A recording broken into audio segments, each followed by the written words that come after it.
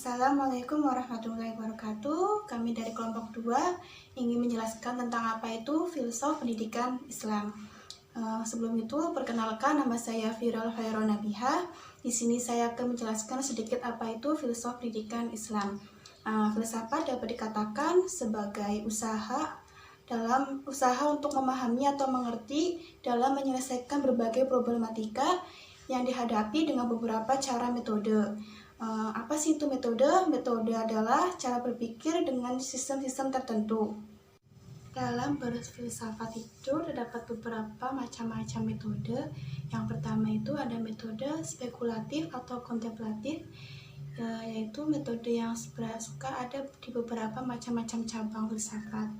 Dan disebut juga sebagai metode tafakur, yaitu berpikir secara mendalam untuk mencari suatu kebenaran dari objek yang telah ia pikirkan.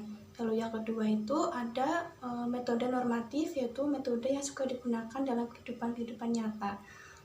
Sering juga disebut dengan pendekatan syariah, yaitu menentukan atau menaati sebuah ketentuan yang boleh dan tidak boleh dilakukan dalam syariat Islam. Lalu yang ketiga itu ada analisis konsep, yaitu menganalisis kata yang dianggap kunci pokok dari sebuah gagasan atau konsep untuk mencari tahu apa sebuah arti sesungguhnya dari kata tersebut. Lalu yang keempat itu ada pendekatan sejarah,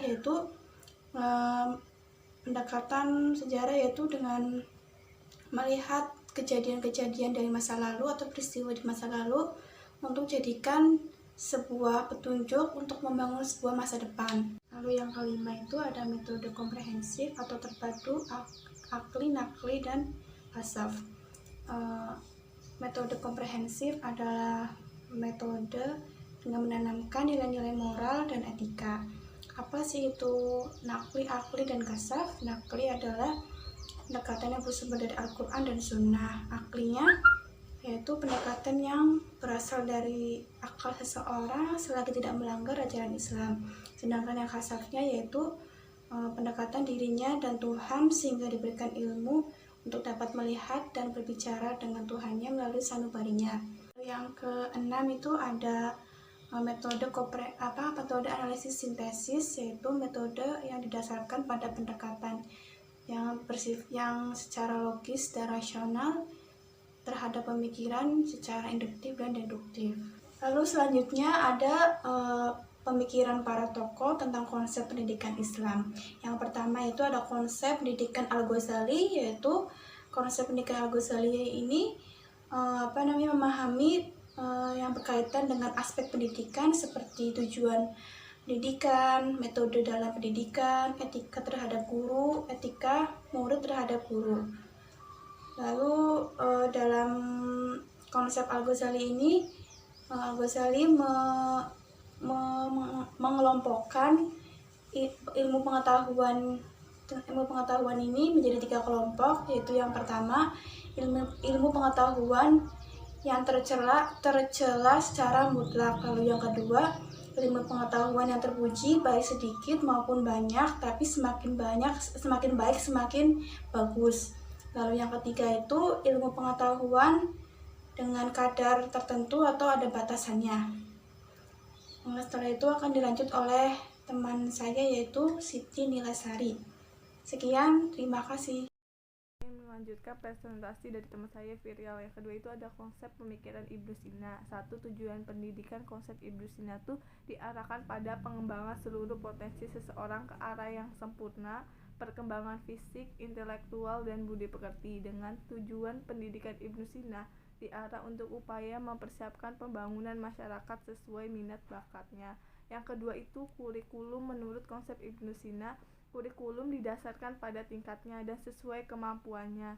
Yang ketiga itu metode pengajaran, guru teladan, diskusi, magang, dan penugasan. Keempat itu konsep guru. Menurut Ibnu Sina itu mengatakan guru yang baik adalah yang cerdas beragama, mengetahui cara mendidik akhlak, cakap dalam mendidik anak, berpenampilan tenang, jauh dari berolok-olok dan main-main di hadapan muridnya. Keempat itu ada konsep hukum dan pelaksanaannya. Ibnu Sina itu tidak berkenan dengan hukuman karena sangat menghargai martabat manusia. Ketiga itu ada konsep pemikiran Ibnu Taimiyah dibagi menjadi 3, yaitu 1. Konsep belajar dibagi menjadi 2 teori, yaitu teori malakah, teori pemahaman dan penghafalan, lalu teori tadarus, yaitu belajar efektif adalah belajar yang sesuai bertahapan dengan kerja akal, yakni bertahap sedikit demi sedikit. Yang kedua itu ada metodologi pendidikan, pendahuluan, pengembangan, dan penuntasan didasarkan pada asumsi kesanggupan manusia dalam memahami dan menguasai sesuatu hanyalah dengan berjalan sedikit demi sedikit. Yang ketiga itu ada hubungan manusia dengan pendidikan. Tujuan pendidikan yang harus dirumuskan ada 3 mantra. Capaiannya itu kognitif, penguasaan ilmu, afektif, penguasaan sikap-sikap tertentu, mantra psikomotorik, penguasaan aspek-aspek tertentu. Konsep Ibnu Taimiyah mendorong untuk memperoleh penghidupan dilihat dari ruang lingkup belajar dan pendidikan bertujuan dalam hal penguasaan bermuara pada realitas manusia sebagai khalifah di muka bumi. Dari uraian di atas dijabarkan bagaimana mengenai filsafat pendidikan melalui berbagai pemikiran para tokoh mengenai konsep Islam yang meliputi tujuan pendidikan, kurikulum, konsep belajar, konsep guru, dan konsep hukum. Sekian dari kelompok 2. Mohon maaf bila ada kesalahan. Terima kasih. Wassalamualaikum warahmatullahi wabarakatuh.